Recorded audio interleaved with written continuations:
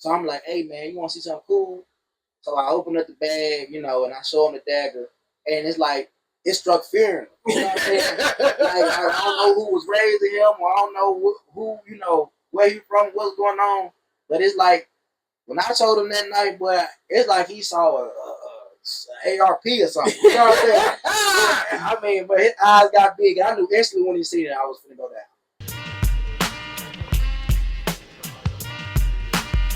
You live in the place to be with TSP. And I want to welcome you to the Village 615.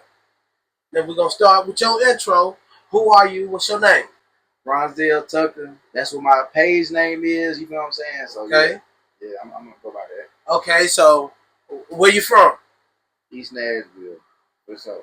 East Nashville. Born and raised? How old are you? I'm 28. 28. 28. Okay. What was school like? What was elementary school? Elementary school, moved around a lot. I really didn't have a.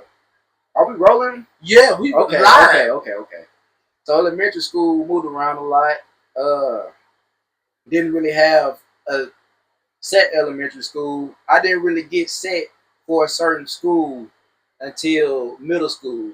Once I really got settled in East Nashville for real, I would say like really shit. 3rd, 4th grade, Kirkpatrick. Okay. Kirkpatrick. Okay, what was middle school? Middle school was Dalewood for 5th grade year. Then they shut Dalewood down. And then that's when everybody got shipped off to Bailey. So I spent majority of my middle school at Bailey. Yeah. You had an incident at Bailey. What happened at Bailey? You're going to have to refresh me on that. Refresh you on that? Yeah, I was there for a lot of years. Okay. So there was a point in time in Bailey where you allegedly chased someone with a knife. Allegedly. In school. Bailey. In school. I can't recall no incident like that. You can't recall? But I can recall I did get charged. Well, I ain't gonna say I got charged, but I did have an aggravated assault case on me when I was in elementary school. And it did involve a weapon, but that was 3rd grade. Now, as far as Bailey goes, that I didn't have no crazy. What was like 3rd grade? What was 3rd grade? Man, okay, 3rd. No, it wasn't 3rd grade. Dang, you did hit me with something. Okay. I ain't thought about this in a long time, so you really did pull out something. Now, yeah, I remember. Now you thinking about it, now I have to really refresh. It wasn't 3rd grade. It was 5th grade. So, we moved around a lot. So, we went to Kirkpatrick. I was out east. We was in the projects. We was in Casey. Your mama didn't want to be in Casey, so she moved us out, and we got into a house out north. And I went to Market Bot for 5th grade. So when I was it was 5th grade. It was 5th grade now. And it was just, I was always a kid that was on the scene. I got noticed. Either you loved me or hate me, but you knew me. You know what I'm saying? No matter what school I went to. And 5th grade, I just was, I really don't even know how I got myself in the situation, to be honest. It was just a group of girls one day, you know what I'm saying? Group of girls got to argue with me, but the day before, I found something small. It wasn't no knife. It wasn't no weapon. It was something about the size as this right here. Something this big, thin metal that you can snap in half. It was rusted. It looked like something you would use to probably work on a skateboard or something. Something that small, that little. To call it a weapon is really BS. 100%. I mean, for real. I was just a what? A 10-year-old being a 10-year-old. I don't know what it was that possessed me to say pick it up. You know what I'm saying? But I picked it up. So that really more to go to show on how I don't know, man. But it's like I feel you feel set up by. I'm Christian, so you're gonna get it from a Christian point of view, but looking back, you feel set up by, the enemy, because every idea that come to you isn't from God. It can be from God or it can be from Satan. So I take one of those ideas from being from Satan, but it was plotted. So on the bus stop that day, I picked that little. I don't even have a name for it, but it's a little piece of metal. It wasn't sharp. It was thin enough to break. Like I said, you probably couldn't even use it to take the wrench out just by how degraded the metal was and small it was. So we get to school. We get to school that day. We got gym. It's one of those days in gym where it's like the whole fifth grade class is just in gym at one time. So it's a lot of chaos going on. So I got a couple of girls that flirt with. It's ups and downs. So we having a bad day. So I get into it with this girl. I still remember her name, but I ain't gonna say her name. But think about it, I remember her name now. And me being a 10-year-old, we talking, we going back and forth, and I said something that's why you probably don't even know who your daddy is, or said something about their daddy. So boom, you know how they played it. You know you wrong because her daddy dead. And me not, I don't know that? You know what I'm saying? I don't know you, but keep in mind, it's nothing but 10-year-olds and 9-year-olds in this situation. So she like, oh, her daddy dead and stuff like that. So the girls is running up on me and all of that. They about ready to gang me. So I'll be honest. I'll be honest for the sake of the podcast. I'll be honest. It's 10-year-old me. I'm saved now. So they got on me, roughed me up. I fanned up the girl. I ain't hit her with nothing crazy. I ain't go out. But yeah, what's the law? They hit you 2-3 times, something like that. You got the right to defend yourself. Something like that. So that was that situation. She hit me about 2-3 times. I hit her with a quick little, 1-2, and then I caught myself like, oh, I fanned up a woman. So I got up out of there. I ran to the boys' locker room. So boom, I went into the boys' locker room, and the girl is cousins with this nigga, and the girl. So it done damn near started an angry mob. And the ones who ain't trying to fight me is bystanders who trying to help the fight happen and all of that. So dancing it up. So it was like for the first time, one of the first times, it was just me against everybody. And they was coming in. I was in the showers or in the stalls by the showers with the locker room. And so out of defense, I'm like, hey, y'all come in here. I got a weapon in here. So everybody gets scared then. Everybody gets scared and say he got a weapon or whatever. So they go get the police. The police come in there, not nothing else mattered. The only thing that mattered was that I said I had a weapon. Out of just, hey, intimidation, because I'm not trying to get beat up by this angry mob. But police come in there, he get me out of there, whatever. He searched me, he find the little piece of metal, and he do some bogus stuff and put that on me. He took me downtown, everything, for that metal that was so small. But he was he looking back on it now, he was really one of those police officers who was just discriminating black people in the culture. And the reason I say that because he really didn't see a 10-year-old as much as he seemed like a super predator. And they used to have like a paper on that where they just believed that the young urban, black people, black kids to be in particular, was worse than hardened criminals. They believed that we was raised up to be super predators. And so I noticed that the way he looked at me and stuff like that. And the reason I say this is because it was my last time talking to him. I actually got to know him pretty well. But I haven't looked back on this situation in a long time until really now. And now I'm looking at what happened from me being a 28-year-old man. Now I can see exactly who he was because I couldn't see who he was as a 10-year-old. And I went downtown, whatever. They got it on me. I ended up dealing with that. Came back to school, and so when I came back to school, he would have talks with me. I had talks with social workers and stuff like that. But I remember him talking to me, and it was just like my mama bought me some Air Force Ones. They was like 3 different tones of blue, and they had blue shoelaces in it.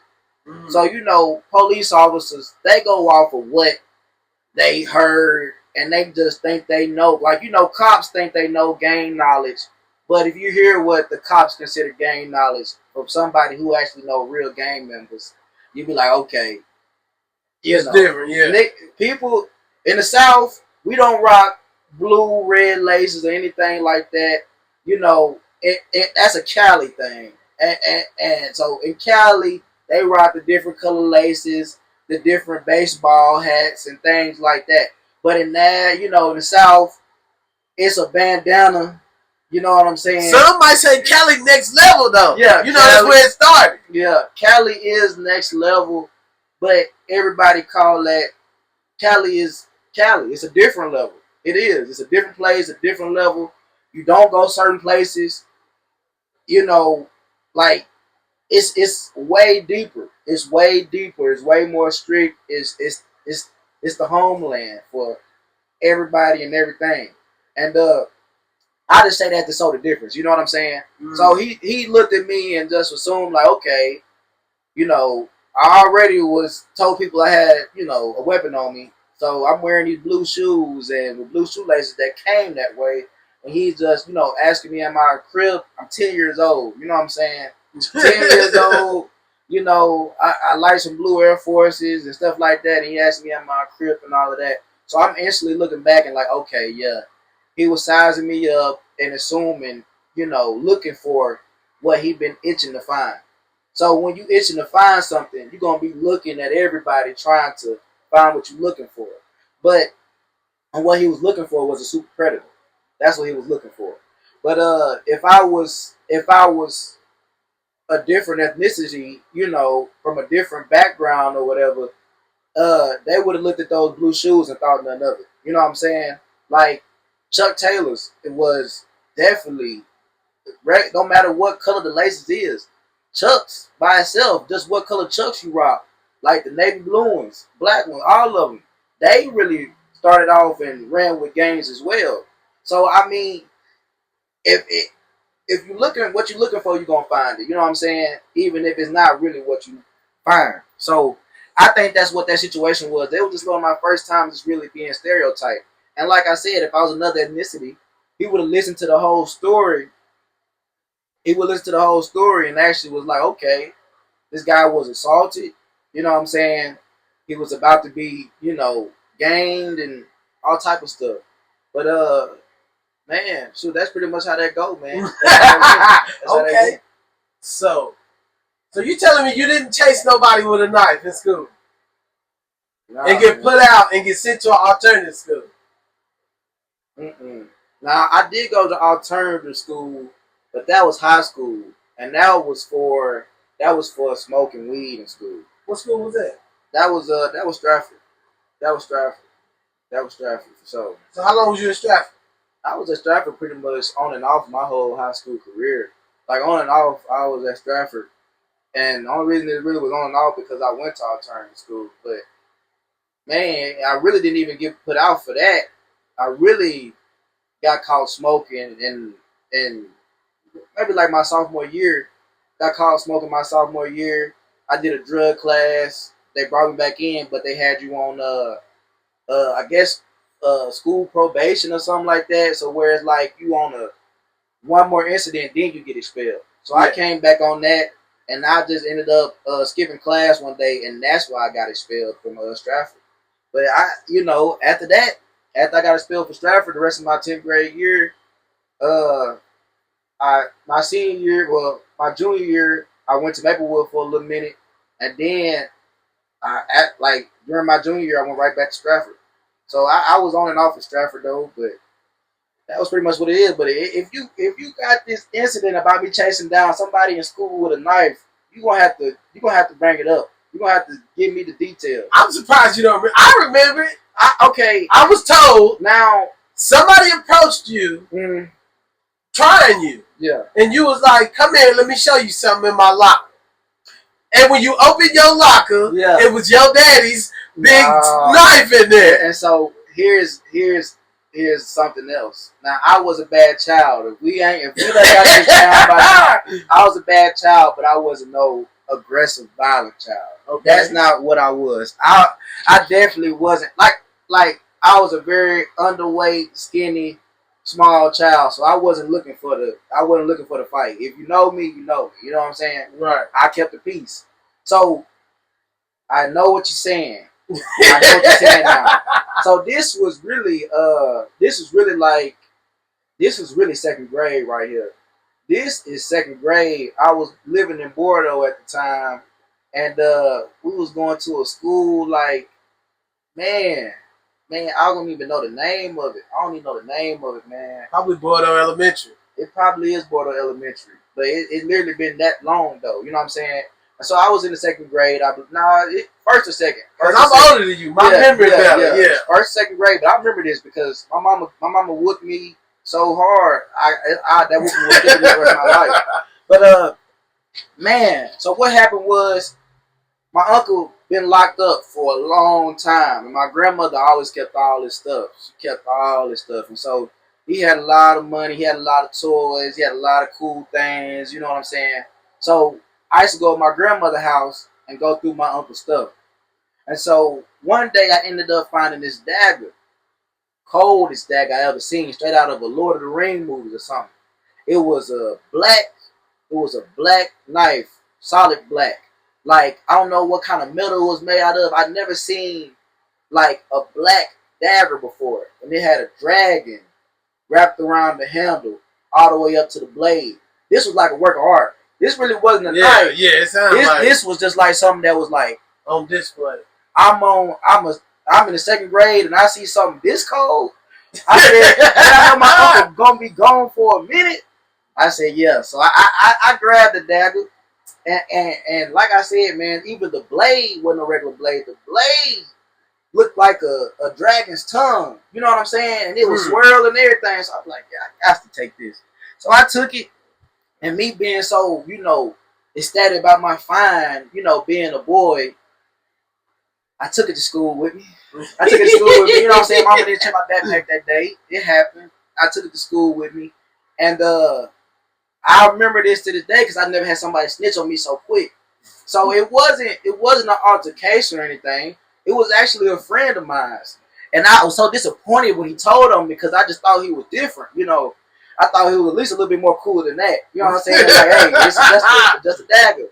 But anyway, man, Anyway, man, so what happened with that was where we had our cubbies. They just got to school. We in our cubbies. We put our backpack up. He right beside me. I'm right here. So I'm like, hey, man, you want to see something cool? So I open up the bag, and I show him the dagger. And it's like, it struck fear in him. You know what I'm saying? Like, I don't know who was raising him, or I don't know who where he from, what's going on. But it's like, when I showed him that night, boy, it's like he saw a ARP or something. You know what I'm saying? I mean, but his eyes got big. I knew instantly when he seen it, I was finna go down. I knew instantly when he seen it, I showed the wrong person. You messed up. But it really was the right person. You know what I'm saying? Like, I needed to learn because you start out bringing knives to school. How long before you bring guns to school? You know what I'm saying? Right. So I didn't learn my lesson early. But that was as far as that went for school. I showed him trying to say, hey, I got something cool to show you. And he told immediately, doing the right thing. Right. Because I could have fell on that. It went in my bag and I could be paralyzed right now. I'm too young to be having any weapon on me. You know what I'm saying? Second grade, I got to be like 7 years old. So I had no business having that. So looking back on it, he did the right thing. You know what I'm saying? And it didn't have a case of nothing. It was just straight knife. Yeah, straight knife that could have really did some damage. Hey, it could have stabbed you on the way to school. Exactly. So I'm kind of grateful he told on me, and like I said, mama came and got me, They was just more apart, like, where did he even get a knife like this? You know what I'm saying? I told her and all of that, and she beat me. So my mama ain't never whooped me like that ever. That was the only time I ever been whooped like that in my life, and it was something that I always remember, that whooping she gave me. I never did anything like that ever again. As far as like bringing a weapon to school to show off, you know what I'm saying? Right. What your daddy say? My dad, man, I don't remember my dad disciplined me for that at all. I pretty much, I will say this. I was living with my grandma at that time because this was like one of those times when mom and dad would have those on logs. And we'll have those on and offs or whatever. And we was at our granny house for the time being. And she whooped me downstairs in my granny house. My granny had to come downstairs and say, "Hey, that's enough." You know what I'm saying? And so when granny had to step in and be like, "Okay, now you know it's okay." And so it was one of those whoopings, man. It was one of those whoopings. As far as my dad goes, she had it handled. You know what I'm saying? Because at the end of the day, when you're 7 years old, you know, okay, you did something that a 7-year-old would do. Your whooping ain't really too much different than my whooping. You know what I'm saying? As long as one of us get them right, I feel like that. You know, that's what it was. So I'm pretty sure he spoke to me, but I ain't gonna remember it because he didn't beat me down. Like, you know what I'm saying? Yeah, you remember that beating? You remember that beating? Yeah. So somebody gave me a beating to remember, and it was her. You know what I'm saying? Okay, so how would you say your parent dynamic was growing up? Well, with the parent dynamic, it was really hot and cold for the most part. Like, you know, my dad was on the road a lot. He definitely was on the road, so he really wasn't available as far as like physically because he was out providing. But you know, we did spend the weekends with him or whatever. But it pretty much majority was my mother was doing what a mother was supposed to do. You know what I'm saying? I believe that traditionally the man got to do whatever he got to do, whether they go on the road. Because if you blessed enough to make your living for your family without going on the road, then hey, that you blessed. But some people got to go out on the road even though they got a family. You know what I'm saying? But I don't necessarily see nothing wrong with that because you know it ain't really about how much physical time you spend with your kids as much as it is just being present. Just being present is a big difference than just spending time. You know what I'm saying? Because you can be spending time but not teaching no lessons or doing no activities. You know what I'm saying? You can. That's just the biggest thing. So my father was very present.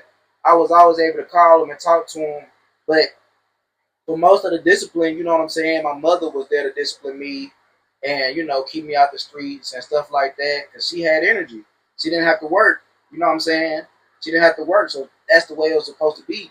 Him him working, doing what he had to do, and setting up a position where my mother didn't have to work. So with my mother not having to work, she put all her energy into making sure we raised and well taken care of. And then what the family dynamic supposed to be? Exactly. So he provides, what she we take got. care of the kids. Yeah. So that was pretty good. You know, you know, we really didn't have a lot, but we definitely didn't realize it because everybody around us didn't have a lot. So it was cool. It was cool. Okay, so what would you tell them? If you could tell them, how did they do? Mm. You know, we all go through that phase. I feel like where if we had better parents, we would be further. You know what I'm saying? Mm-hmm. So I done been through that phase where it was like, man, I wish I had somebody who could afford to do this or afford to do that or all of that. But me being where I'm at now, they did an amazing job because being a parent ain't easy. You know, I got three siblings. That makes four of us. You know what I'm saying? So so just being a parent and showing up when you called upon ain't easy. So I think they did a great job because at the end of the day, they did the best they could do, and their best was enough because I'm here and I love who I am because of them. So yeah, they did it awesome. They did amazing. Okay, so where'd you graduate from? High school. I actually graduated from Cookville. I graduated from Cookville. That's a crazy story too because that's another one of those stories where it's me versus everybody. I feel like you know what I'm saying. So I done had a lot of situations where I felt like I was outnumbered, and that's a story by itself. But graduated in Cookville and took off from Stratford. So we lived in a place called the North Gardens. My mama got us out the projects, but got us right on the outskirts of the projects. So we'll get out and we'll look up and see the projects, but we're not in the projects. We in the North Gardens, apartments on the bottom of it.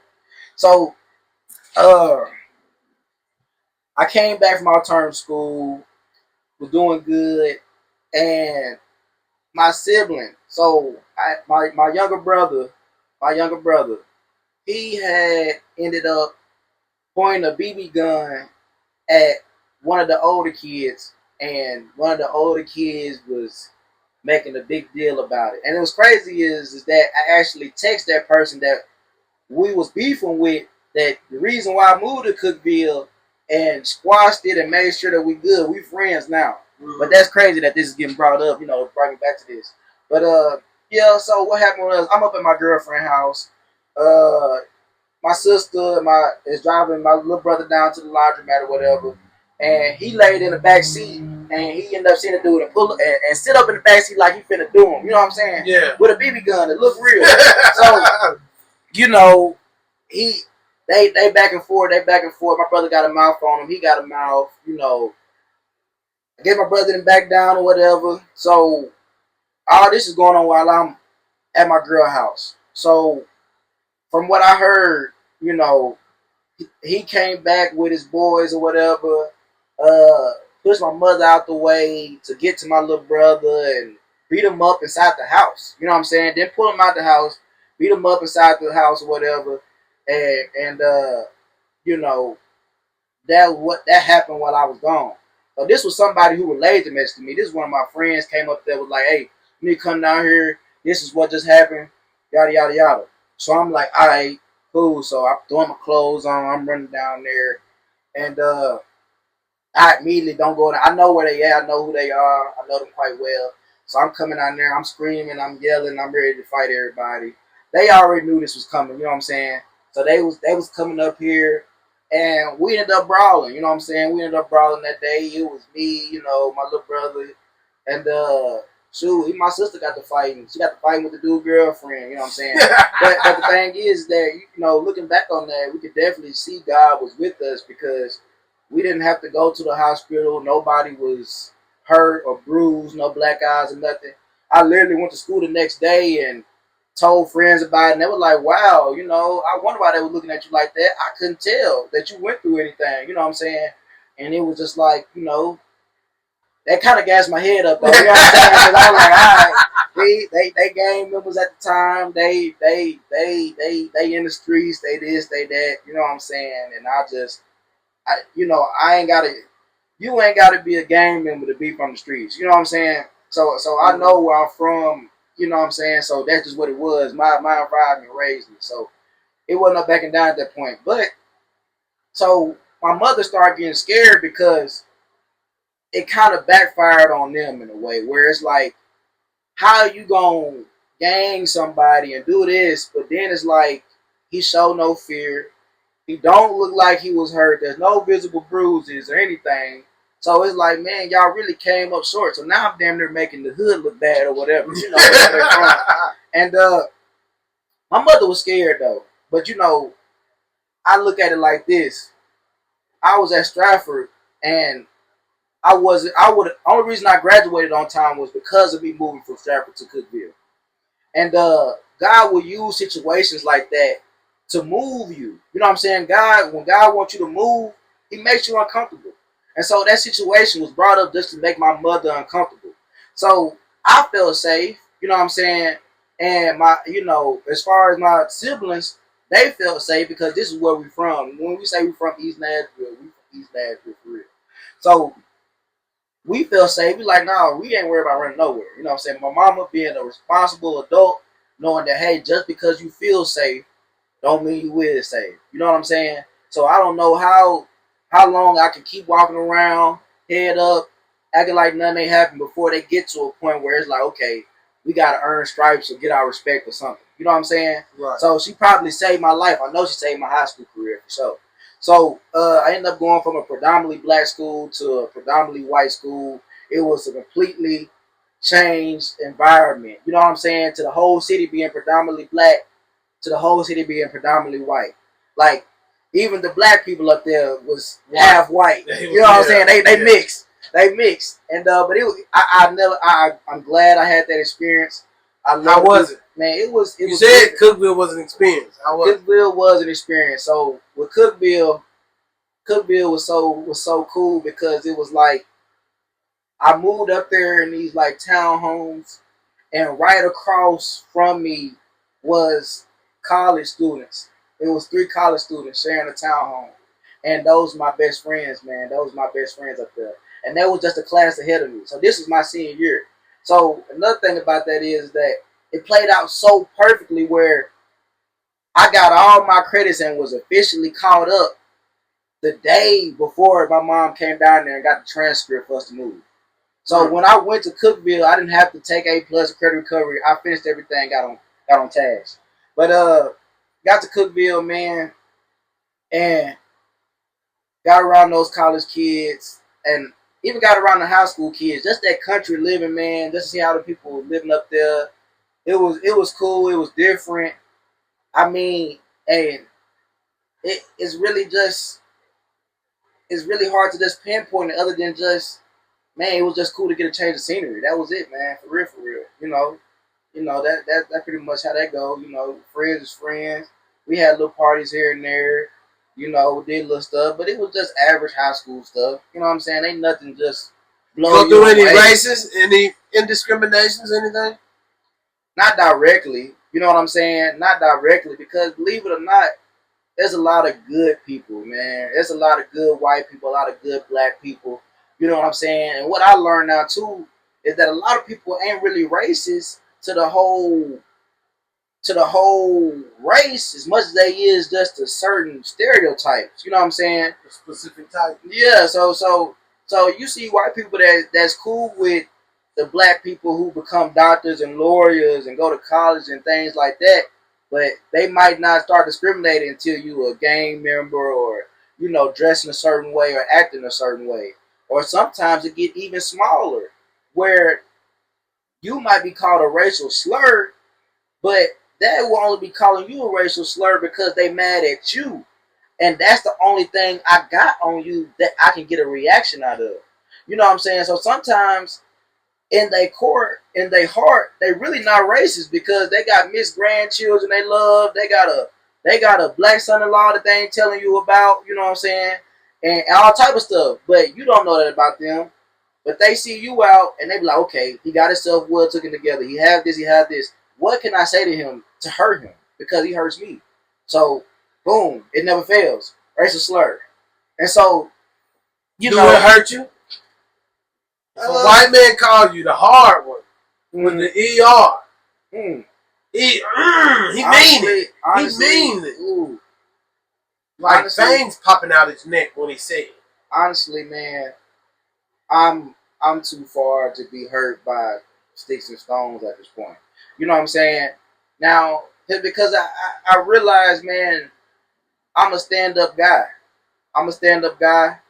I do what I'm supposed to do. I take care of my responsibilities. So you telling me Chud the Builder couldn't get a reaction out of you? Oh, Chud. And you walking with your old lady out of Walmart. And see, that's the best thing about it. Chud the Builder was only looking for reactions.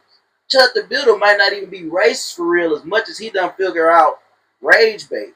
You know what I'm saying? Rage bait. So that's the real thing about Chud. Chud might not even be a real racist as much as he is just like somebody who do anything for clout. We all done heard that. Yeah. He was doing anything for clout. And so nothing bring rage bait than spreading racism. But I believe in God. So Chud came to me, I would have just, hey, the best response is no response because I know what I am. Mm-hmm. And we see where Chud at now. You know what I'm saying? So leave vengeance to God. You know what I'm saying? That's I'm a firm believer in that. So whenever somebody doing anything to hurt me, I already know what's coming. You know what I'm saying? And so that's why he getting prosecuted with a front row seat to everybody who viewed him. You know what I'm saying? Mm-hmm. So hey, that's God right there. That's God right there. I don't think he racist. Because a real racist don't go where black people at. He ain't going over there. No, hell no. I know who over there. What I'm going over there for. That's a real racist. You're right. And I agree with that too. I agree with that too because, yeah, real racists definitely going to do everything they can to separate themselves from, because real racists, they don't even want you in the same store. Yeah, real racism don't want to look at you, don't want to talk to you, they just want to assume that you don't exist. So they're not going to go searching to rage bait. So definitely, I agree with you 100%, bro. He was just doing anything he could to get clout. And that's what it was. He thought he could use his white privilege to go that far, but he just don't understand. There's a lot of white people who fought so hard to put that behind them. I know a lot of white people who can't stand racism because if you remember those Black Lives Matter marches, it was dang near 50-50. If not, they showed up and showed out. So white people been waiting for their time to say like, hey, that's our last generation. Separate what my great granddaddy did for who I am now because they love rap music. You know what I'm saying? They love Lil Baby. You know what I'm saying? So they love black people and what they offer as a whole. You know what I'm saying? And so, man, it's just growth. It's just growth. I believe in growth, man. Okay, so speaking of growth, you ever been to jail? Actually, I have. Yeah. What's your first time in jail? Man, I just told you. Juvenile. No. Juvenile. Adult jail. Adult jail. I only been to jail. Well, I only been to jail. Arrested in the car, fingerprinted. You getting the jail draw. Well, I done. Okay, I ain't never had the jail draws before, except one time. So as far as me getting the jail draws, man, that was just that was last year. That was last year. Last year, around 420. Around 420, actually on 420 or the day after 420 that morning. That's when I've been locked up. And you know, about me going to jail and doing that time, it was just it really has a big part to play with my faith and who I am today. You know what I'm saying? I've always struggled with drugs and stuff like that, but I ended up suffering from mental issues last year. So really, me going to jail was just, I look at it as God giving me the help I needed because now I'm sober and stuff like that. But I ended up getting evaluated before I went to jail. You know what I'm saying? My family knew that I wasn't in the right space mentally, and they really didn't know how to help me. You know what I'm saying? Because mental health is hard, man, especially as men. We people don't even know we're not trained to deal with mental health. A lot of times in the black community, we don't acknowledge mental health. We feel like if you acknowledge mental health, then you're really suffering from it. But if we don't acknowledge it, then you're good. And so that's really what. And I was somebody who didn't really believe in mental health neither until I got a taste of it myself. So I ended up, I'm gonna just say doing drugs, but really shit I'm smoking. You know what I'm saying? You never know what you buying and what you getting. You know what people willing to do to keep you coming back to them and only them. You know what I'm saying? But so I feel like I was smoking weed, but I don't know what I was. I never really got drug tested and seen what I was smoking, but it was enough to make me just say, hey, I'm done smoking in general. But I ended up, man, spending that New Year's in the hospital because I checked myself in, and I didn't even know I was checking myself in. You know, my dad told me. You checked yourself into where? Into a hospital in Clarksville or whatever. Mental hospital? It was a hospital. I wanted to get a mental evaluation. Okay. Because I was suffering from paranoia. I was extremely paranoid. I felt like everybody was out to get me. I felt like everybody had ulterior motives. And so I ended up checking myself in like New Year's Eve. I thought I would be going to the hospital, having a conversation and coming out of it. My family didn't tell me, hey, if you check yourself in and they look at you like you need help, you can't leave until they tell you can leave. So me already being paranoid, I feel like I was set up again on top of it. You know what I'm saying? So they told you couldn't leave? Yeah, they definitely told me I couldn't leave because I actually was suffering from mental illness at the time. I actually was suffering. You remember calling me? Yeah, I remember calling you. I remember calling people every day because I felt like I was kidnapped.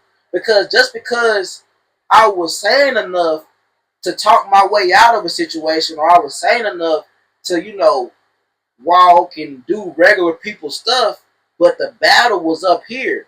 So I was strong enough to keep the battle in my head and not really try to get it to affect my mindset, well, what I was doing outward in the world, but it was slowly getting worse and that's what really led up to going to jail. But so pretty much to sum that up, I went to the hospital, they kept me, they evaluated me, and then they ended up sending me off to a home in Chattanooga for a minute, and I was up there for about a week, 2 weeks. So you were sent from the hospital to an actual place. Crazy home. Yeah, with people crazy, screaming, padded rooms, everything. It wasn't a padded room as much as it was just like a facility, I'll say. I'm saying they had padded rooms in that facility. They probably did. I'm pretty sure they probably did. But, I mean... How was that? Because nobody sees that. Nobody sees what's in the crazy home. Nobody knows what they going through in them walls. Yeah. What is that?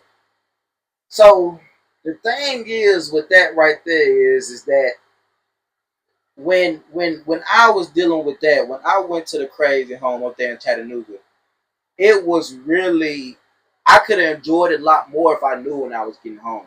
The reason that I couldn't enjoy it and connect with those people, because I did connect with the people that was there, but the reason I couldn't really enjoy it because it was like, y'all can't give me a date on when I'm going home. And then I'm over here worried about, like, dang, I don't want them to write me off from society. You know what I'm saying? Where he just unfit to work, unfit to do this, unfit to do that. So it was just like, man, I was fighting for my life. So me feeling like I'm fighting for my life at that point, because I was like, man, I'm not trying to get thrown away. You know what I'm saying? Yeah, they kidnapped you and threw you in the system. So that's how I felt like I was getting thrown away. So I ended up, you know, I wasn't giving them anything. I was telling them, hey, I'm fine. I wasn't giving them anything. And I just ended up telling them, like, okay, I smoked something, you know, and this has been happening. So I ended up telling them the truth and stuff like that and what I was going through. And they had just told me that it was a drug psychosis. They gave it as a drug psychosis and sent me back. But they really did that because, you know, that situation wouldn't have helped me. You know, me being put in a crazy home, being in fear for my life, and what I say my life, I'm not fear of death, but I'm in fear of just never getting out or doing a bid for not committing the crime. You know what I'm saying? That's what it felt like being in that situation. Mm-hmm. Being held against your will and you being sane enough to know what you want to eat, take a shower, clean yourself, and live everyday life, and even go to work. You know what I'm saying? But I wasn't okay, you know, looking back on it. What's something crazy? What's something crazy you seen in there? Oh man, a dude named Crip Daddy. I never forget Crip Daddy. he had a lot. You could tell he lived a life where he was a pimp and everything, and he used to just zone off and just talk about, like, he would talk to you like you somebody he knew from his past, and he'll be telling you about, you know, different women that he dealt with in different situations, and he'll be bumping Sweet and Low. You know what I'm saying? He'll be sitting right there bumping Sweet and Low, and the people will be watching him and not saying nothing. You know, they'll let him bump his Sweet and Low. You know, they really didn't care too much. And a lot of people that worked there, I ain't gonna lie, they seemed like they got off on it. The real crazy people were the people who worked there. I think those people were more sick than the people who actually was there. And you will see a lot of people with, like, dark, demonic tattoos giving off, and that's the people that work in there, dark, demonic energy. And it was this one woman, you know, because they get fascinated with keeping new people there. And so they like watching people lose themselves or go crazy and all of that. They like watching that. That's why they work there, a lot of them. But not everybody, but some people. And the reason I remember it, what really confirmed that was I was up in my evaluation where I actually talked to the team of people. And they, based off of what I tell them, is he good to go or have to stay? And so it was one of the days where they get to get haircuts. So the girl was trying not to let me get my haircut before I went up and viewed the board, trying to have me looking crazy. You feel what I'm saying? She didn't want me to get my haircut. But by the grace of God, you know, I was like, no, he gonna get his haircut. So I got my haircut, you know, showing that I'm taking care of myself and taking care of my appearance, because that's one of the things they look at. And I got out of there. So I seen people that didn't want me to get out of there. You know what I'm saying? And I seen people that did want me to get out of there. You know, but it's definitely get deep. But that was crazy seeing the people in the facility dark, and because, you know, a lot of people there is, if you don't believe in demonic possession and believe in, you know, stuff like that, because I definitely feel like I seen somebody who was possessed by a demon. Like, I talked to this guy because I I was already on my spiritual journey then, and I already was connected to Jesus. So I really went there to reach some people.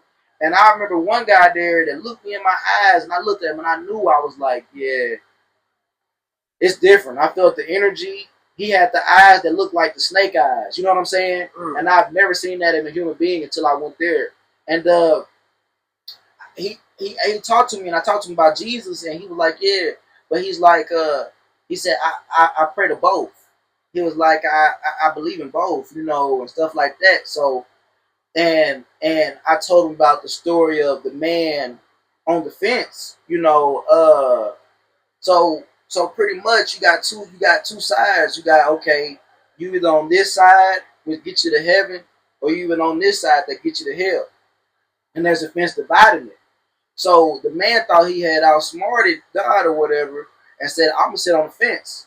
So he sat on the fence, and then when it was time, when time came, Satan came to him, and he's like, okay, you didn't realize that the fence belonged to me as well.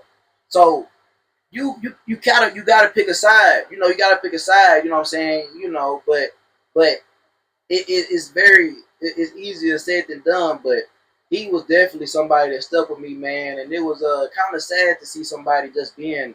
I knew he was possessed. You can't get me to believe he wasn't possessed. The energy, what I seen, they knew he was possessed. You know what I'm saying? They got them demonic tattoos. You know what I'm saying? So they looking for possessed people. They trying to.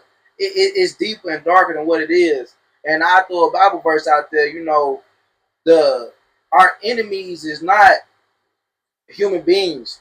I'm not no human on this planet is my enemy. The real enemy is the unseen forces that run the underworld. You know what I'm saying? And this was in the scripture. So that definitely let me know that demons are real, and it's a war between angels and demons. You know what I'm saying? And being in that position definitely showed me what I'm up against. But yeah. Okay. But if you want to hear about what led up to my arrest. So I'm with my baby mama, and I don't put her through a lot. You know what I'm saying? And when I met my baby mama, I was really straying away from my faith. And when I met her, she wasn't really following the faith neither. We really didn't identify as Christian at that time, for real. I've been through a hard time, so I was like, man, God definitely ain't here because look at the way I'm living. But if God was there with me, He was just preparing me for something. But so my whole, pretty much like the whole beginning part of our relationship, somewhere in there, I'm fighting with the drug. You know, I'm going crazy, trying to keep myself sane. I'm not knowing that this. I'm having anxiety as well, and I'm not knowing if this intuition or, you know, something spiritual trying to tell me something. It was a lot going on, man. You know what I'm saying? And I was just pretty much searching for the truth. Like, I'm reading all different religions. I'm studying every religion. I'm getting the drop on everything. And so I strayed. And fast forward all the way to the arrest. I'm full blown crazy. The rest time, I'm full blown crazy. Like, me and my girl, I packed my stuff. You know what I'm saying? I'm riding around. I'm riding around in my truck or whatever. I got everything I own in the back of my truck. And it's Easter, by the way. You know what I'm saying? And it's Easter on 420. Me, I took it as pick a side. So I didn't smoke. I didn't smoke that 420 out of respect for Easter. You know what I'm saying? And so I was really giving myself to God, man. And I was fighting. I was so tired of fighting, but it was very spiritual as well. But I'm gonna leave out the spiritual stuff for the most part and just stick with uh the facts of what really happened on the physical level. But on the physical level, man, what happened was I couldn't sleep all night. I was paranoid. I tried to sleep in my truck. Every time I parked my truck, I felt like something was about to kill me. I mean, I drove from Nashville to Clarksville all night. I didn't get no sleep. I didn't get no rest that night. It was an all-nighter. I couldn't get no rest. I couldn't close my eyes, man. And it was that bad. And that paranoia was just killing me. And that was definitely the presence of the devil or whatever. So I ended up texting my baby mama because we done been through this before. We break up, I give my stuff, and then hey, I'm coming back, and she let me back in and all of that. So I ended up texting her, and I I texted her and I was like, I'm finna come back, and she texted me back or whatever. And in my text messages, I seen and read that she said, okay, you can come back. So I came back or whatever, and she said, I told her to leave the back door unlocked because I was embarrassed. You know what I'm saying? Neighbors seen me have to get all my stuff out, put it in my truck, and leave and stuff like that. So I just wanted to come through the back door to try to hide the shame from yesterday. At police, police came and escorted me out and stuff like that. You know what I'm saying? Yeah. I'm like, but so I'm embarrassed. And so I'm like, okay, leave the back door unlocked. We done did this before, you know what I'm saying? Because we fought. We went, at that time, we used to fight, on and off, whatever. And I was like, all right, coming back like I usually do or whatever. And when I got there at the back door, because I told her to leave it unlocked, and I was like, okay, I'm at the back door. Before I tried to open it, I heard the door lock. I don't know if it was her locking it. I don't know if she was waiting on me or what, but I heard it lock, and I got angry. So I ended up pretty much pushing in the window and breaking in the enter or whatever. I broke in and entered, and you know, I really didn't realize why she was telling me to leave at the time. I'm just so crazy and in my own head because I believe that was a lot of things. You know what I'm saying? When I tell you I was on some other stuff, like my mind was so far out. My mind was far out, man. And so, bottom line was that she was like, okay, I didn't tell you to come back. You need to go or whatever. I said, I'm not leaving. You got to call the police.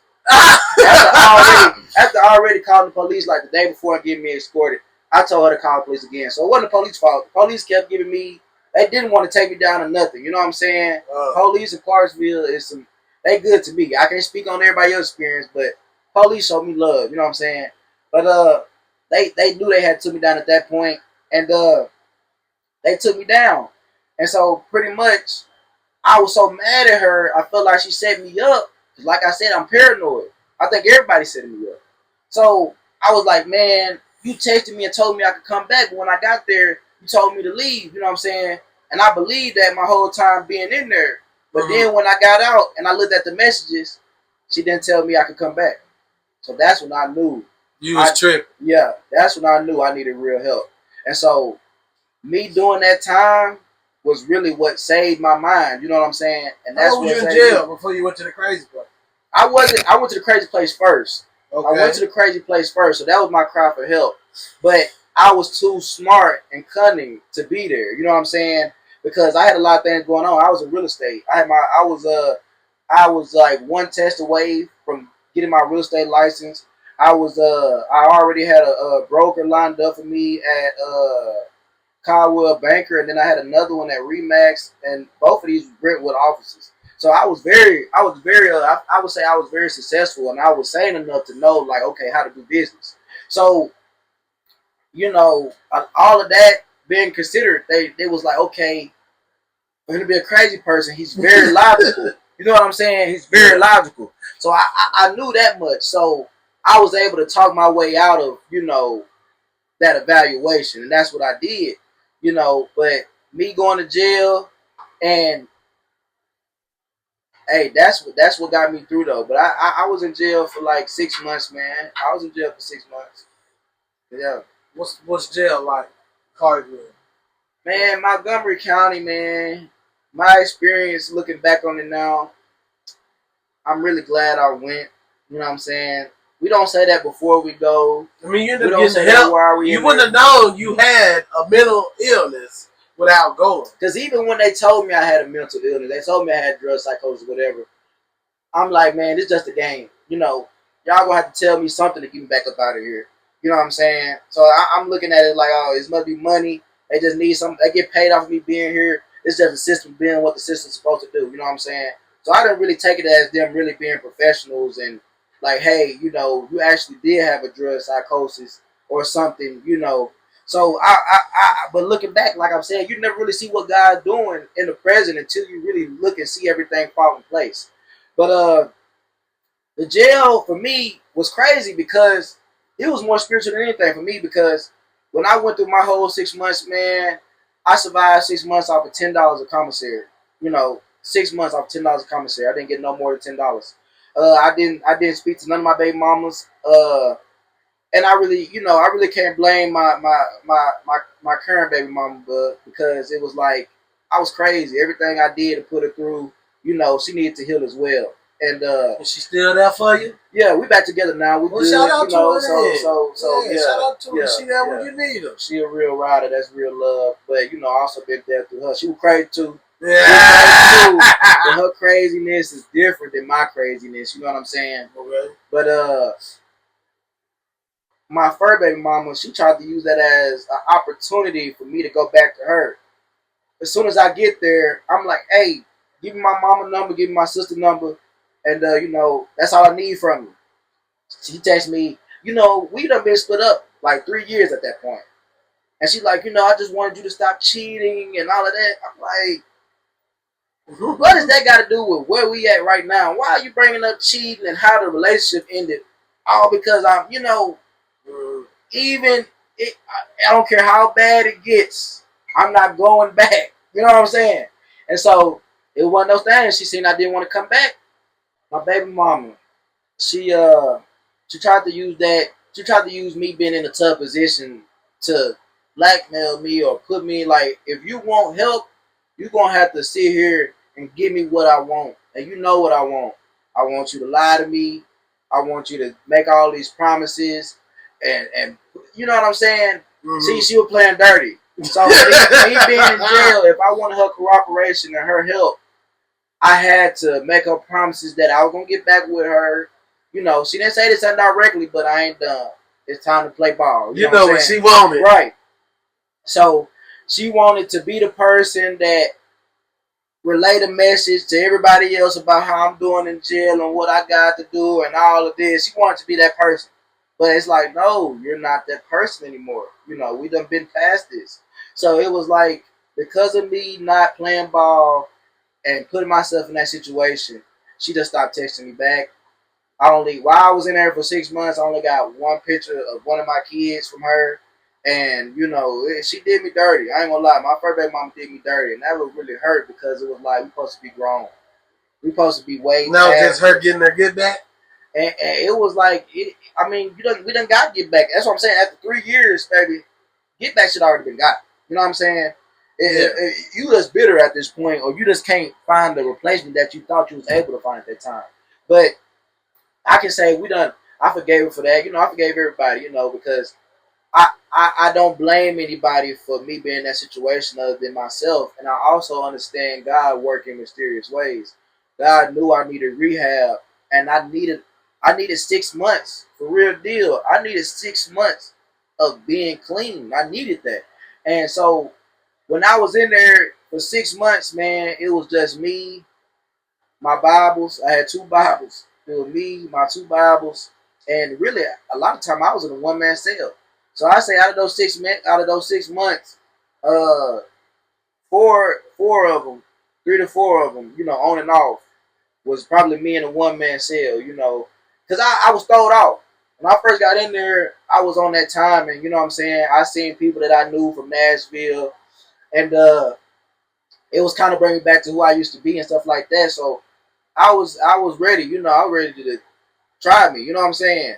And I seen the way people was taking it, I seen the way people was looking and, giving me that respect, but I had to realize that's not what I wanted to be respected for.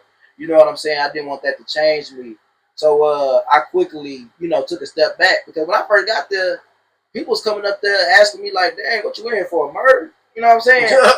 I'm like, damn, So it was just because I was just so on go, and me being from where I'm from, I know how to be that person. You know what I'm saying?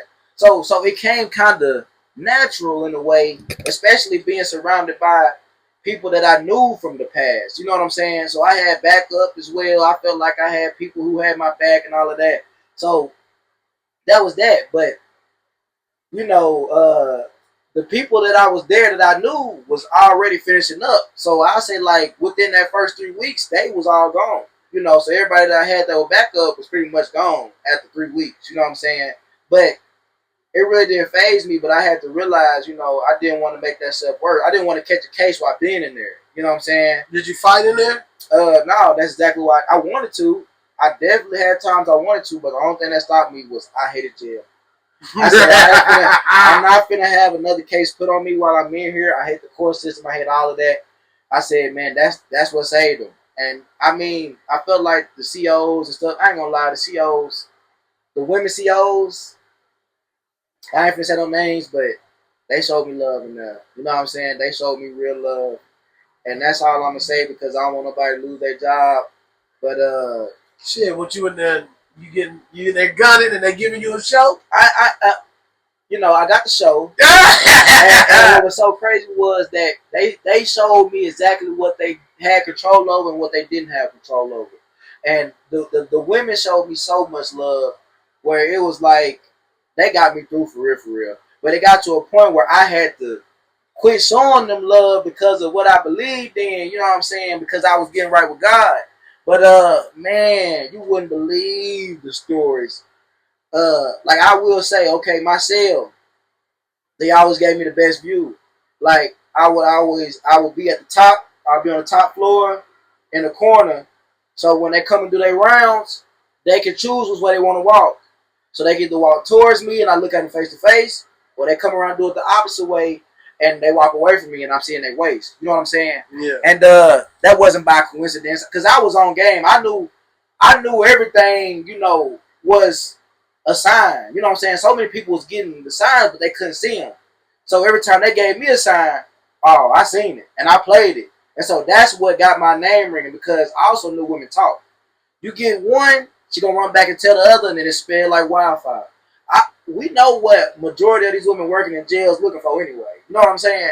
Yeah. It's not uncommon for a woman to meet a man in jail and then they meet up on the outside and get stuff going. So I done seen that happen too before. But so I had women on my good side. They would, you know, I ain't gonna say no names. I really want to, cause man, it's like, but I'm too real. I'm too real. But I had one in particular.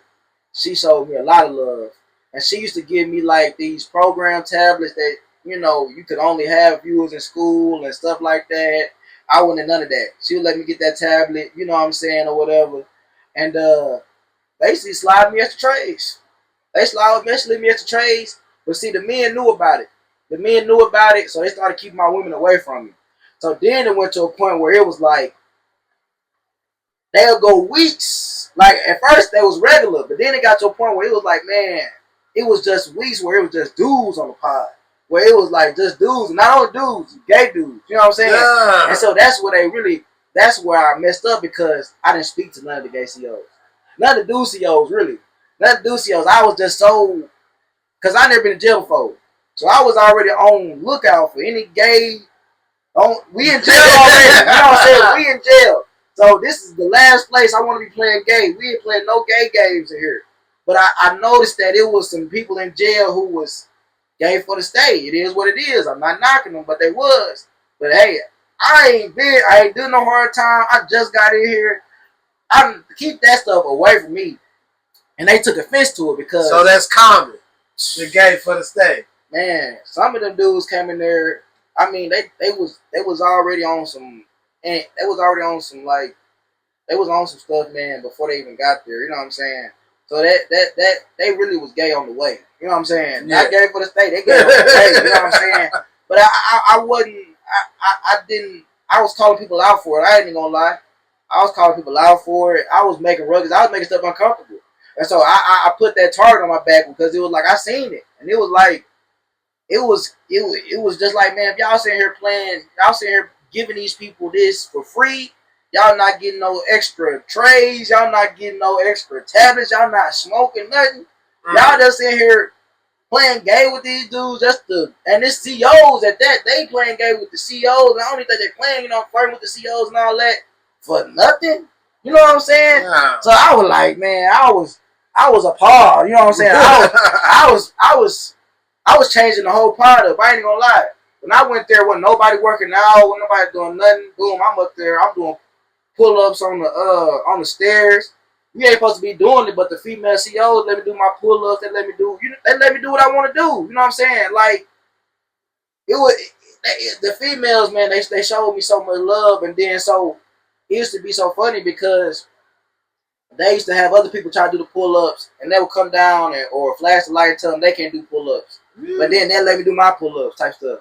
So it was like that's how it was. It was getting to the point where everybody was looking and noticing like the stuff I was doing or how I was communicating with the guards, and they was trying to do it the same way. You know what I'm saying? Like you can say a lot with eye contact. You can say a lot with, you know, manners, conversation, body language, stuff like that. But so I was able to speak to them without getting anybody in trouble, and that was refreshing for them. But man, shoot. Other than that, you know, I don't know what else to really say about that. You know what I'm saying? I got to reach a lot of people. I got to preach to a lot of people. I got to, I actually got to save a lot of people. I feel like because there was a lot of people who was lost or didn't understand, the Bible or didn't know where to start or felt like they was too far gone. And I had people, we had holes in ourselves where we could talk to the people next to us. So I got people praying. I got people, you know what I'm saying, went from, I don't believe in everything. I believe in this, or I just believe in that. And slowly but surely they were listening, hearing the gospel and stuff like that, and was turning it around. You know what I'm saying? And so that's what I was grateful for, man. Just giving people hope and also, connecting with people too. So it was a cool experience though, but I don't want to go back though. You know what I'm saying? I'm just glad I went through it, looking back on. And there it is. There it is. Okay, so let's switch. How about what is your opinion on relationships? How do you make it work? All right, I can only speak from me being me. You know what I'm saying? When you a man, because I'm a man, and I'm not a man that has a problem with attracting women. I always been good with women since elementary school. I get it from my pops. You know what I'm saying? He got 4 kids and could have had a whole lot more, but he's smart. He ain't dumb, but I got 4 kids just like him. You know what I'm saying? The apple don't fall from the tree. So I've always been great with women. So I always had options. But to be somebody who can get what you want from a woman without ever having to give them what they need is why should I be in a relationship? Why should I tie myself down? Why should I serve this woman and serve these kids that I gave to her? But being in a relationship, man, is one of them things where you got nightlife, the flesh, want to be with different women, you know what I'm saying, without a commitment. But this is the music, you know what I'm saying, like rappers. That's your nature. Yeah, yeah. Also, but it's promoted though as well. It's put in us, like as a kid, you watch rappers with the girls in their videos. You're like, oh man, I know he smashed everyone in this video. You know what I'm saying? Or it be like, man, he really got them bricks and he really got them pounds. He really this person he portraying to be. So we grow up seeing that and idolizing that and wanting to emulate that. You know what I'm saying? So it's like women is rewarding us for this bad behavior. You know what I'm saying? Because it's like they even make the women look cool for being that certain type of woman. So it take having to go through it and getting nothing and being drained and being exhausted to really realize that.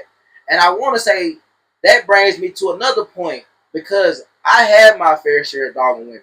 And that is why a big part of me had the karma I had to go through. So I'm going to give y'all another exclusive that this is something that I'm only telling just because it's you, Ted. You know what I'm saying? This might come back and bite me. This might come back and follow me, but hey. Allegedly. Yeah. Hey, but for real. Entertainment purposes. I'm going to just say this before I say this. You know what I'm saying?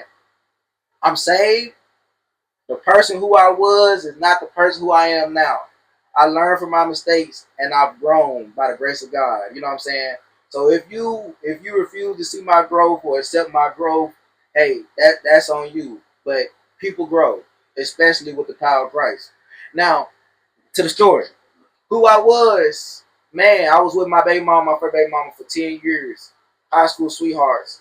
And, you know, I tried my best to stay, faithful to her, but being a teenager, getting in a committed relationship, that relationship being locked down by a baby, now I can't be a stereotype and I take care of my kids. So in my mind, me being a good father is staying with this woman. But at the same time, I loved her.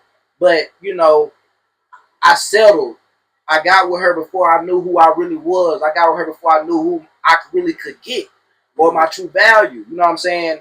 And so I had a woman who also didn't want to grow with me or grow for me. So put on that relationship weight. I ain't gonna tell you my baby mama is or whatever, but she put on that relationship weight and all that, and it just was like, man, I ain't shallow. I love you, but at the end of the day, I want you to try for me because men are shallow. You know what I'm saying? Men are shallow. It's what you shallow. see. It's what you see. Yeah. But the deep thing is, it don't make you shallow because there's a standard. Everybody got a standard. Right. And so okay. there's a standard for your physical. There's a standard for your mental. There's a standard for how you treat me. Your finances. Yeah, it's a standard for everything. So if it wasn't a standard, why aren't you just going to the homeless shelter and find a wife and a husband? You gotta admit there's a standard for what everybody's willing to accept in their life, and they're not wrong for that. So I didn't even know what my standard was at that time, as much as I was just trying to, really just having fun, you know what I'm saying, in high school, not really knowing or taking anything seriously and stuff like that. So I ended up getting out of high school, moving in with her, whatever. She's a beautiful girl. She's not ugly. She just let herself go. She didn't take care of her appearance the way I wanted to. And when I say appearance, it's just more of like just exercise.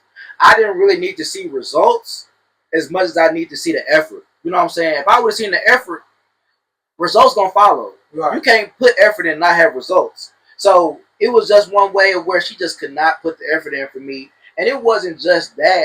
It was a lot of other things around that. But, me being who I was and being physical, and that's what my mind was, it was just like, okay. So we get out of the relationship or whatever, 10 years relationship of being with her. This is my first time being an adult with money and cars. When I left my baby mama, I had the Porsche Cayenne, and I still got the Audi A6, but I had the Porsche Cayenne and the Audi A6. I'm an HVAC. I'm an HVAC technician. I'm making good money. You know what I'm saying? I only got 2 kids, 1 baby mama, and I didn't realize how many women was out here where you ain't got a woman. You know what I'm saying? When you got your own job, you got your own motion, and you single for real, not just acting single, but you can call me any time of the day and I can answer, and I can pull up and spend a night, and man, I seen how easy women was, but I didn't know, the reason why. And so I knew women was easy because they had hopes of me being in a relationship, but it's like I didn't feel bad for it because it's like you should have known, I wasn't gonna take you seriously. That's how I looked at it. Like, oh, you should have known a person like me, like, oh, you got this amount of kids, or oh, you this age. Okay, so at what point do you not take her serious? Oh, I knew I wasn't taking the woman seriously from the front end. I knew that's how bad I was. Like I didn't know like I didn't know like how serious it is for a woman to give her body to a man. You know what I'm saying? Like men who especially don't have, certain beliefs, man, laying down with a woman is, man, shoot, it's just a recreational event. You know what I'm saying? Hey, it's a good weekend. I got a new girl that I know I'm probably finna smash. I got some money. I got some smoke, and we just finna chill. And it's just an activity. It's nothing more than that. So I was just using them strictly for their body, while they was really searching for somebody, searching for love. You know what I'm saying? Searching for somebody to really see them. So man, I did a lot of women dirty. I was, and I didn't feel bad. There was no remorse for it. You know what I'm saying? Just treating them like what they call a piece of meat. You know what I'm saying? I was just using them for their body, and I ended up doing that for a while with a couple of women, playing them or whatever. And Do you leave behind scorned lovers? Definitely, definitely, because I I'm not somebody that just like I love to get a woman attached to me. I love for a woman to love me at that time. I didn't want women that I wanted. I wanted women who wanted me. So I guess I was just looking to find some value in myself. I was looking for somebody to make me feel better about myself. So I definitely was telling them I was treating them right too though. So I'm not an a-hole or nothing. I know how to take a woman on a date. I know how to look a woman in her eyes. I know how to make love to a woman. And say I'm not just having sex. I'm making love to these women. You know what I'm saying? And I'm telling them the most sweetest stuff they ever heard. So I'm a straight up gentleman. You know, so they feel like, man, if I can get him, I done hit the jackpot. You know what I'm saying? Not knowing that. You know, I'm knowing that, but I'm like, baby. But you feeding lies. You feeding lies. But you know what the crazy thing is that I, me personally, at that time, I definitely could have been somebody who could have did the polygamy thing. You know what I'm saying? Because that's where I was, and I just felt like I could love more than one woman. See, that was my problem. I love these women, but I didn't love them enough to not love other women. You feel what I'm saying? And I had women that was okay with me moving around. Like they would tell me, you know, you ain't got to tell me your situation or anything. You know, just call me when you in town. Just call me when you want to come over. That means she doing her own thing too. You know, it depends on what type of dude you is. Do you care about that though? Honestly, some dudes do. You know, it depends on who the female is, but I can say I'm that type of dude where it was like the women that I messed with, it was women. You know what I'm saying? They wasn't no little girls out here. These was women that had kids, you know what I'm saying, or a child, had a full-time job, you know what I'm saying, had their own place. These was women I was messing with, you know what I'm saying? And the reason I really say they really wasn't doing their own thing, yeah, they might have been texting somebody or had that fallback guy that was ready to replace, you know what I'm saying? But whenever I called Monday to Sunday, sun up, sundown, they was answering, and it was never a bad time for me to come over and stay as long as I wanted to without letting them know how long I'm gonna stay beforehand. I mean. Okay, so do you think that a man could make the polygamy work? Yeah, if you believe in that type of thing, like even going to the Bible, man, like they had a men having multiple wives in the Bible, you know what I'm saying? And so even in the Bible doesn't, you know, necessarily just straight up prohibits a man being married to multiple women. You know, it's not really prohibited. The only thing it really speaks on is, you know, some people try to make the case where it says, you know, man and woman become one, but that could be interpreted as man and woman just having sex. You know what I'm saying? Or because they say one flesh. So if we're thinking about it from a flesh point of view, a man inserting himself into a woman is becoming one flesh. So it all depends on how you look at it. But to double down on that, to the New Testament, where the Apostle Paul had brought up the only people who was really prohibited to having one wife was like no, it wasn't. It wasn't something that was due to money. It was more of like a spiritual points in the church. So I want to say it's like the priest, the high priest. Yeah, the high priest, the priest. Those was people that was only could be with, you know, only could have one wife, and their wives had to be virgins, or if they wasn't a virgin, they would have to be in like widow from a priest before. So that was real strict on, you know, for priests. But a commoner, he could have multiple wives in the Bible, you know, and that not forbid him from getting to heaven. It would just keep him from, you know, getting to priest in the church. And so a lot of people, it's a lot of controversy around that. You know what I'm saying? But it's there black and white. I'm not finna, you know, I take what the word is. I'm not finna just get a whole bunch of everything and either it say it or it don't, because it's a lot of things in the Bible that it do speak on. It speak on incest. It speak on, you know, I mean, man and man. It speak on a lot. So for it to not just say, hey, it's forbidden for a man to have more than one wife, and knowing all through the Old Testament, the King David, King Solomon, you know what I'm saying? I mean, the one of the founding fathers, I can't think off the top of my head. I want to say it was Sarah and Leah, but it's a lot of righteous men in the Bible who had multiple wives all throughout the Old Testament, and going down to the New Testament, the only people that wasn't allowed to have multiple wives was people who was high up in the church, such as like a priest. So that's what the Bible say. You know what I'm saying? So when we come down to polygamy, it's not really polygamy, it depends on how you look at it. So there is structure to that. If you're a Christian man, as far as what I believe and see the Bible is, the structure is like, oh, we're not having an orgy, or no, we're not having threesomes. You know what I'm saying? But it's like, hey, I have this wife, I have this wife, I have this wife, and they're sister wives, and we come here to be fruitful and multiply. So from a biological standpoint, I got 3 wives. All 3 of these women can be pregnant at the same time. You know what I'm saying? A woman with 3 husbands, she gonna get pregnant. She gonna get pregnant once. You feel what I'm saying? So from a biological standpoint, and you got to think from you done came a long way. God wanted people to multiply. So I mean, hey, it even. But that's as far as it goes. So as far as polygamy, yes. But me being the person I am and living in the time I am, it comes from the heart. Are you marrying another woman out of lust, or are you marrying more than one woman because you really want to provide? See, another thing is polygamy sound good until you really been a husband for real. Once you done been a husband, you kind of be like, man, it's a difference from just having somebody I'm ducking off with to having 2 women complaining about 2 different topics, and then Lord forbid they start complaining about each other in the same household. Or if they ganging up on you. Yeah, it's gonna happen. They gonna gang up on you.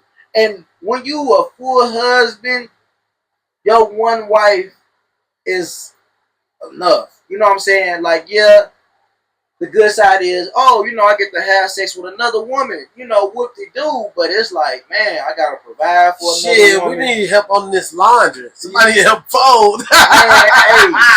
hey, all I can say is, man, is that me being grown, I also love my woman enough to know there's not a lot of women out there who can handle a man marrying another woman.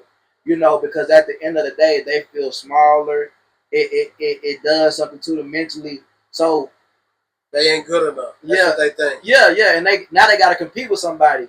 So from a man point of view, it would keep her on her toes though. Yeah, it'll keep her on her competition. Toes. Yeah, exactly. But the righteous way for me to keep my woman on my toes is to stay on my toes. You know what I'm saying? Hey, look. So you holy roller. I'm digging it.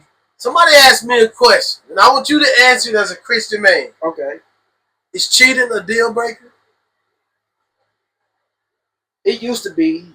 It used to be for me, but it depends on where you at. So I'm gonna go ahead and bring up what the Bible said about it real quick.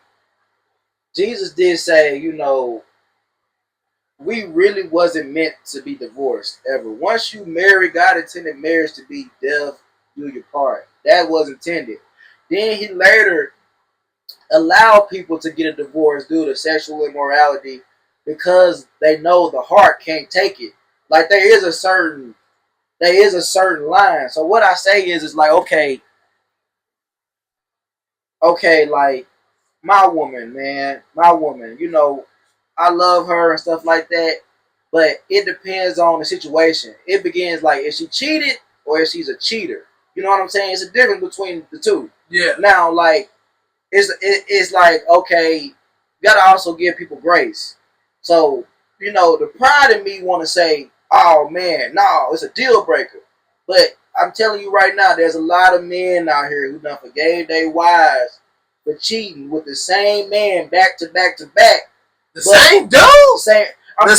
There's somebody out there. I mean, for real, we know people that got that one girl that run back and forth from man A to man B, and they competing with each other over the woman, and she's taking advantage of that. Yeah. But I'm saying okay, me, honestly, it depends. Like, I have to be able to see. Like, okay, if we in a bad spot in our relationship. Another thing is, women don't cheat out of physical attraction. That's not why they cheat. If you got a woman, she cheat because she like. it's not. It almost deeper than that. She love them. You know what I'm saying? Women are very deeply emotional. You know, so if they feel like you a man who just not meeting their ends, and they always say, "Hey, I start falling out of love while I'm in a relationship. I start leaving before I physically leave." All that. You know what I'm saying? So if we going through, it's like this. What if you ain't going through nothing? If we ain't going through nothing, and she just cheat. If we ain't going through nothing at all, if we ain't going through nothing at all, I'm doing everything I'm supposed to do, and she cheat just because she feel like she had the opportunity. And see that's you working. She just got free time. She just got free time, and she cheated. And she just said, "What the hey?" Is that a deal breaker? At the point, yes, it is a deal breaker. And the reason I say that's a deal breaker because, you know, it's gonna be something ongoing, and that will hurt me and harden me because I'm not able to handle that. I gotta have some understanding behind that. You know what I'm saying? So because you give her the benefit of the doubt if y'all was beefing? I would be a lot more forgiving. You know what I'm saying? I'll be a lot more forgiving because at the end of the day, you're talking to a cheater. You know what I'm saying? And I did a lot of work to be the person I am now. And you know, the it's the easy thing to be like, man, you know, cut off, let her go, let her go on by their life. But sometimes that person who done got cheated on that one time, or you done gave that woman that break, and then she went out there and seen that, oh, you know what I'm saying? After that break or whatever, she came back and doubled down and became a whole better woman and gave you a whole better woman. Sometimes they gotta see the stove is hot. You know what I'm saying? Mm. And some women ain't never really got out there and actually seen what's on the other side and stuff like that. But as far as like a deal breaker, it's all situational. Now, if a woman cheat, you'll know. And the thing is, you'll know if you're dealing with a cheater or somebody who just cheated. And that's crazy because I never really had to deal with, as far as sexual contact. I never, out of all my relationships, I've never dealt with a woman having sexual contact with anybody else. So it's really even hard for me to even say what I would do in that situation. But I like to believe that. But you don't know. They could have. Women slick. Yeah. While you cheating, she could be cheating. Yeah, women is slick. But another thing is, I know women. I done separated myself from the women I talk to. See, I don't go after women who ain't crazy over me. You know what I'm saying? I go after women who are crazy over me. I don't ever go after. See, I'm one of the people. I go after who love me, not who I love. You know what I'm saying? You don't want to have to convince her to like you. No, you gotta see my work from the jump. You know what I'm saying? And that's what made me fall in love with you, is you believing in me, because I felt like I didn't have a lot of people believe in me when I needed it. So when I find a woman who believe in me and give me that energy, that's how I know I got somebody safe to reside in. So women are, God designed us certain ways for certain reasons. You know what I'm saying? And so for a woman to get to a point where she just having sex just to have sex, that woman done been through a lot. Do you hear me? Yeah. That's just not something a woman go through. A woman has to go through a lot of heartache, pain, trauma, and everything to just be having sex just to be physical, because women are more likely to stop having sex in general than to just keep being like, okay, I got needs that need to be met. Now, they so prideful that they like, I'd rather take care of my own needs. They got a rose. A rose a bad mother sucker, you know what I'm saying? And then another thing is, it's different. Sex is different for a man and a woman, because a man catch his, he finish 99.9% of the time.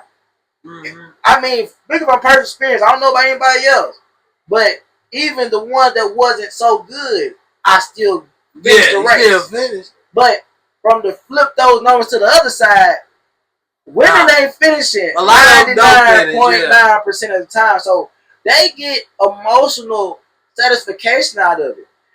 And that's just how it is. So a woman giving her body to an arrogant man, for him not to even get her off, she get nothing out of that. Versus a woman who giving herself to a man that she loves. So even if she don't finish on a physical level, it's a level of intimacy there. It brings y'all closer. It brings y'all something to love.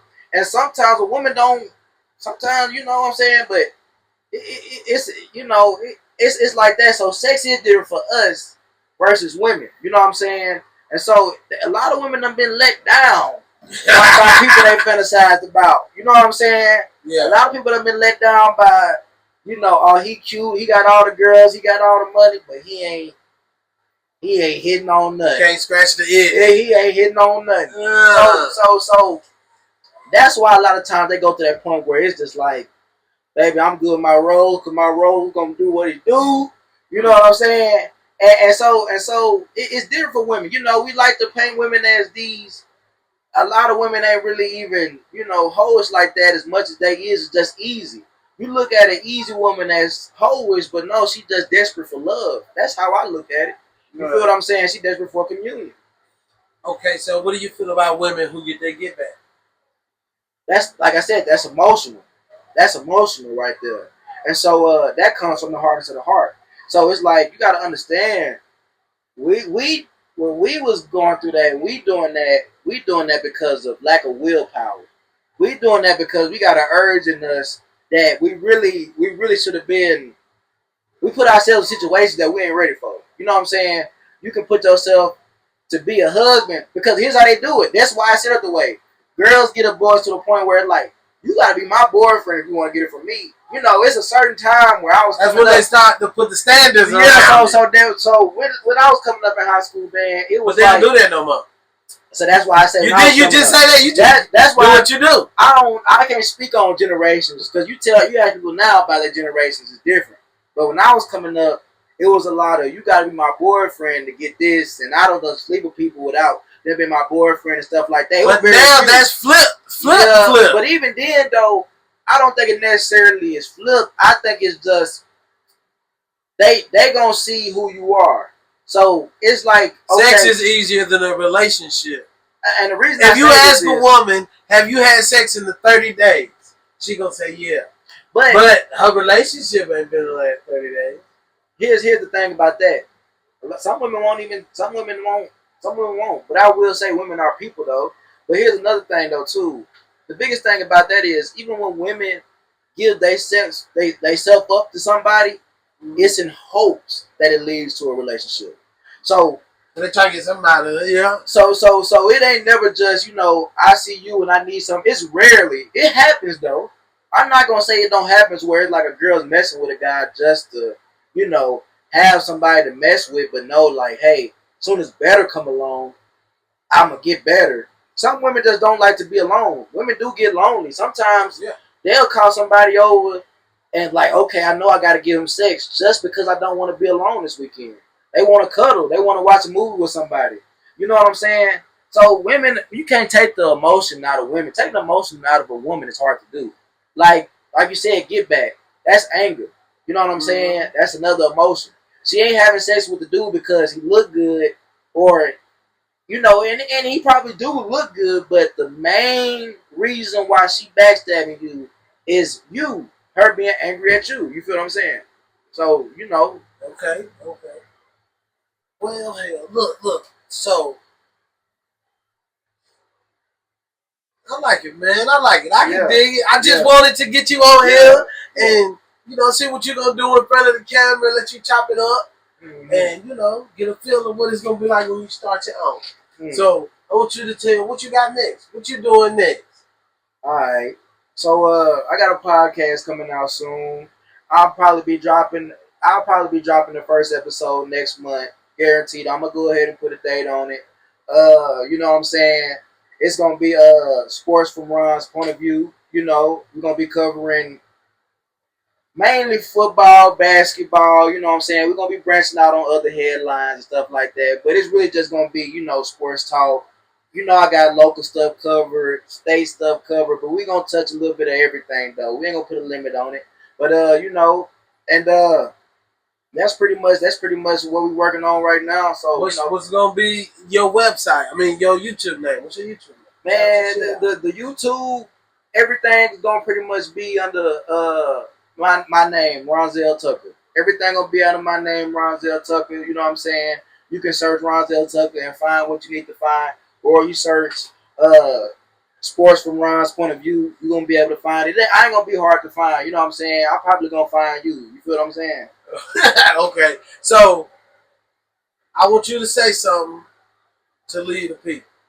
Say something. You know, when a motherfucker hit the stage, and you just say something and drop the mic. What's your outro? My outro. People always asking, what can they get from God? Praying to receive from God. But ask yourself, when the last time you gave something to God? When the last time you did something specifically to please God and not please yourself? And that's it, man. That's it. Look, and there it is. Till next time.